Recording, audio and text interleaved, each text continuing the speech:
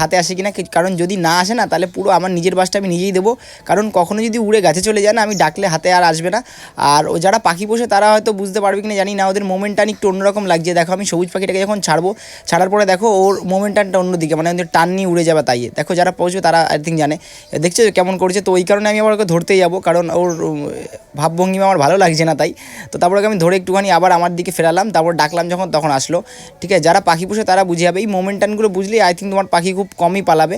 আমার পাখিও পালায়, বাট কাক পাখির অত্যাচারে, ঠিক আছে, নিজের জন্য পাখিরা পালাতে চায় না। ঠিক আছে, কারণ এই পাখিকে কাক প্রচণ্ড ধাওয়া করে। ঠিক আছে, এবার ব্যাপারটা মেন কথা হচ্ছে তোমার আমার পাখির ভিডিও কার কার ভালো লাগে অবশ্যই কমেন্টে জানিও। আমি সবার কমেন্ট রিপ্লাই দিই, তোমার কমেন্টও রিপ্লাই দেবো। আর কে কে কমেন্ট করে, কে কে লাইক করে, কে কে শেয়ার করে, সবারটা আমি দেখিও, কারণ আমার ফোনে নোটিফিকেশান আসে তাই।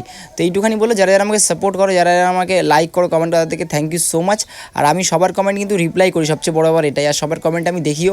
আর কিছু কিছু মানুষ আছে নোটিস করা, যারা আমি ভিডিও ছাড়লেই আমাকে সাপোর্ট করার জন্য চলে আসে আমার পেজে।